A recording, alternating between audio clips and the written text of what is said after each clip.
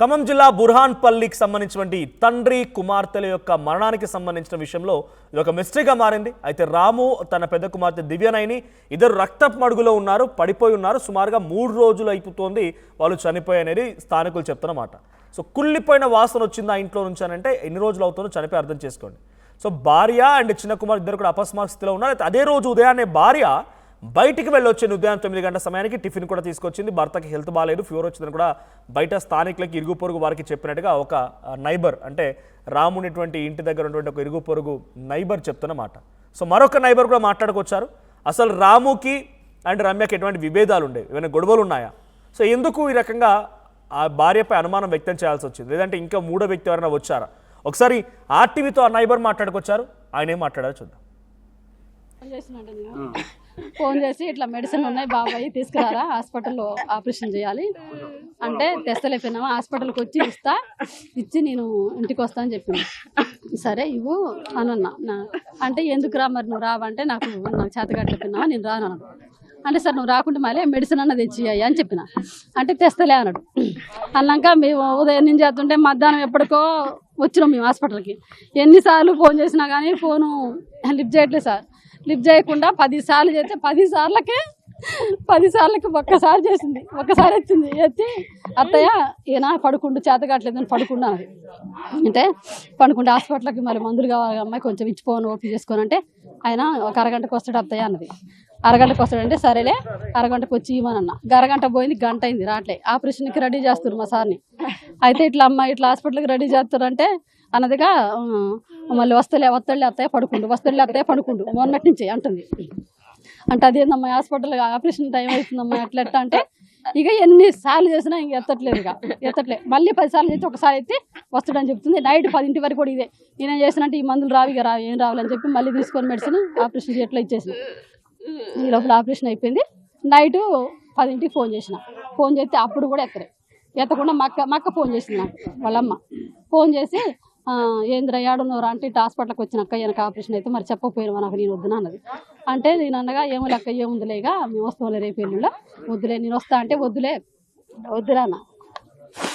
అంటే సరేలే అని చెప్పి ఇట్లా సంగతి అక్క మందులు తీసుకుపోయిండు, మందులు తేలేదు, ఆపరేషన్ టైం అవుతుందన్నా కూడా మందులు తీసుకురాలేదు. మరి మందులన్నీ ఇచ్చిపోతే బాగుంటుంది అంటే అదేంటి జ్వరం తగిలాగానే మందులు వాడు మాట్లాడటానికి ఏముంది, వాడు మాట్లాడటలేదే, ఆ అమ్మాయే మాట్లాడుతుంది, వాడు ఎన్నిసార్లు చేసినా మాట్లాడలేదే అని చెప్పిన. రమ్యనే మాట్లాడుతుంది అన్న నేను అంటే సరేలే అని చెప్పేసి మాట్లాడగా అదేందని మా అక్క ఫోన్ చేసి అదేంద్రా బాబాయ్ హాస్పిటల్ ఉంటే మందులు ఇవ్వాలిగా అని అమ్మాయి మా అక్క ఫోన్ చేసినా అమ్మాయే మాట్లాడిందంట, వాడిని మాట్లాడలే. అంటే హాస్పిటల్ మందులు ఇచ్చి వచ్చింది అమ్మాయి అంటే అత్తయ్య లేవలేదు అత్తయ్య పడుకుండు చేతగాక పడుకుండు అన్నదంట. ఎంత చేతగాకుండా మందులు ఇవ్వడానికి ఏముంది అమ్మాయి, వాడికి ఫోన్ అంటే పడుకుండు అత్తయ్య అన్నదంట. వాడికి ఫోన్ నీ మాట్లాడుతానే పడుకున్నాను అంటుందంట మా అక్కతో కూడా అంటుంటే ఇట్లా అంటే సరేలే అక్క ఒక ఫోన్ ఎత్తి వాడు మాట్లాడితే చెప్పక్క ఇట్లా మందులు తీసుకొచ్చి హాస్పిటల్కి అని నేను చెప్పిన. అంటే సరే చెప్తులే అన్నది. ఈ లోపల మా అక్క చేసినాక ఇట్లా అన్నది ఆ అమ్మాయి మాట్లాడింది, వాడు మాట్లాడట్లేదు, వాడైతే మాట్లాడట్లేదు, మరి ఆ అమ్మాయి మాట్లాడుతుంది ఇట్లా అంటుందంటే ఇంకా సరేలే అక్క ఈ మెడిసిన్ తీసుకొని ఇచ్చేసిన అయిపోయింది అన్నాక ఇక నేను మా మరిది కొడుకు ఇక్కడే ఉంటాడు ఖమ్మంలో. అయితే నేను అనగా సంగతి రాయ రామోళ్ళ ఇంట్లో మందులు ఉన్నాయిరా మందులు తీసుకురాయి అంటే తెస్తలే పెద్దమ్మండు. నైట్ 10:30కి నా మరిది కొడుకు నైట్ 10:30కి ఇక్కడికి వచ్చిండు. రాత్రి 10:30కి వస్తే గేటు నేను మధ్యాహ్నం అడిగింది మా అక్క తిట్టినాక మందులు ఇవ్వడానికి ఏదైనా తిట్టినాక అప్పుడు సర్లే ఇస్తాంలే అత్తయ్య ఎవరిని వస్తే మరి పంపిస్తే ఇవ్వండి అంటే సర్లే ఇస్తాంలే అన్నదంట. అన్నాక నాకు ఫోన్ చేసింది, అప్పుడు ఫోన్ చేసింది ఇయ్యమ్మ. ఫోన్ చేసి ఏంది అత్తయ్య మరి ఎవరుంటే పంపి అత్తయ్య అన్నది. అంటే ఇదేనమ్మా ఇంతేనమ్మా ఒకవేళ డబ్బులు లేకుంటే ప్రాణం పోవటమే కదా, మందులు ఇయ్య రైతులు మీరు ఏ రైతులు అని నేనంటే అత్తయ్య ఆయన లేవలేదు అత్తయ్య అన్నది. అంటే నేను మా బుడ్డి వెంకటసాయిని పంపిస్తా వాడికి అంటే సరే పంపి అత్తయ్య అంటే ఎన్నింటికి పంపిస్తావని అడిగింది. అంటే ఎన్నో ఒక ఇంటికి వస్తాడు వాడు కాలేజీలో ఉండి వాడు వచ్చినప్పుడు ఆ టైంకి ఇవ్వండి అని చెప్పిన. అంటే సరేలే అని మధ్యాహ్నం అయింది. మధ్యాహ్నం రాకపోతే మళ్ళీ చేసింది నాకు. చేసి ఏంది అత్తయ్య ఇంకా రాలేదని అడిగింది. అంత ముందేమో ఎత్తలే అసలు ఎన్నిసార్లు చేసిన. మాట్లాడితే వస్తాడులే వచ్చినప్పుడు ఇవి అన్న. వాడు 10:30కి వచ్చిండంట నైట్. ఇక్కడ 10:30కి వస్తే బయటకు వచ్చి ఇచ్చిందంట మందులు. వాడు లోపల పోనీలే ఇక ఆ అమ్మాయి బయటకు వచ్చి ఇచ్చేసిందంట మందులు. ఇక అదే పొద్దున కూడా మళ్ళీ ఫోన్ చేసిన. సరే జ్వరం తగిలింది అన్నది ఎట్టుందో కనుక్కుని నేను అంతకుముందు ఆ హాస్పిటల్ తీసుకుపో ఒకళ్ళు జ్వరం తగిలితే అన్న నేను అంటే చూస్తాడు అత్తయ్య చూసి రేపు తీసుకుపోతాం అత్తయ్య అన్నది. అన్నాక మళ్ళీ నైట్ పొద్దుటీలు ఫోన్ చేసి నేను పొద్దున ఫోన్ చేసిన సార్ జ్వరం ఎట్టుందో కనుక్కుందాం మందులా గిందులా అని నేను ఫోన్ చేస్తే లిఫ్ట్ చేయలేదు. ఒక్కసారే చేసాను సార్ పొద్దున, ఎత్తలే ఫోను. ఇంకా అదే సార్ లాస్ట్ నా కొడుకు మొన్న పొద్దుటిని 10:30కి మాట్లాడిండు, 10:30-11ంటికి.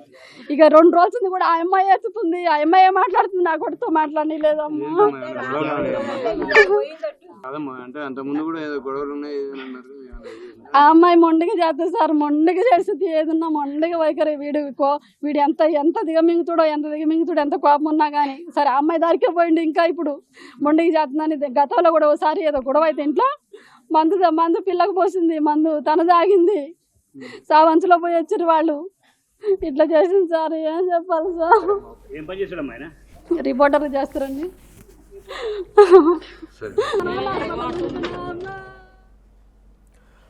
ఓ పత్రికా విలేకరిగా పనిచేస్తున్న రాము అనేటువంటి వ్యక్తికి తన భార్య ఏకంగా యముడిగా మారిందనేది రాము తల్లిదండ్రులు చెప్తున్నమాట. రాము వాళ్ళ తరపున బంధువులు లేకపోతే వాళ్ళ తండ్రి ఎవరు ఆసుపత్రిలో ఉన్నారు, సర్జరీ అంటున్నారు, మెడిసిన్ అంటున్నారంటే పంపిస్తా అని చెప్పి రాము తల్లి ఎన్నిసార్లు ఫోన్ చేసినా లేడు, పడుకున్నాడనే సమాధానం చెప్పింది. కానీ కనీసం భర్తకి ఇలా జరిగిందని కానీ, భర్త ఇబ్బందులో ఉన్నాడని కానీ, లేకుంటే తను ఎలా చెప్పగలుగుతుంది? బహుశా తనే ఈ క్రైమ్కి పాల్పడింది అనేది అటు బంధువుల తరపున అనుమానం. సో తనే క్రైమ్కి పాల్పడి తన కూతుర్నే తనే హతమార్చుకొని తన భర్తని తనే హతమార్చి ఆ రక్తపు మడుగులో వారు అక్కడ పడేసి చిన్న కుమార్తెను కూడా నుదుటిపై గాయం చేసిందట. చిన్న కుమార్తె కూడా నుదుటిపై గాయం ఉందట. సో తను కూడా అపస్మరస్థితిలోకి వెళ్ళినట్టుగా నటించి ఇప్పుడు ఈ క్రైమ్లో నుంచి తప్పించుకోవాలనుకుంది. కానీ పోలీసులు తనపైన కేసు నమోదు చేశారు. సో ప్రజెంట్ అటు రాము తరపున తల్లి, తండ్రి, వాళ్ళ బంధువులు చెప్తున్న వివరాల ప్రకారంగా భార్యే రమ్యే వీటన్నిటికీ కారణం అని చెప్తున్నారు. ఎన్నిసార్లు ఫోన్ చేసినా లేడు, పడుకున్నాడు లేదు అనే ఈ సమాధానమే కానీ నా కొడుకుతో మాట్లాడనివ్వలేదు అనేది రాము తల్లి చెప్తున్నమాట. సో ఈ కేసు ప్రెసెంట్ పోలీసులు ఇన్వెస్టిగేషన్ చేస్తున్నారు. ఇప్పటివరకైతే భార్యే ప్రధాన నిందితురాలు అనుమానం కలుగుతోంది. భార్యే భర్త రాముని, కుమార్తె దివ్యనయని, ఇంకో కుమార్తె దీక్షితని హతమార్చాలని ప్రయత్నం చేసింది. పెద్ద కుమార్తె భర్త చనిపోగా చిన్న కుమార్తె ప్రాణాపాయ పరిస్థితి ఇప్పుడు కొట్టుమిట్టాడుతోంది.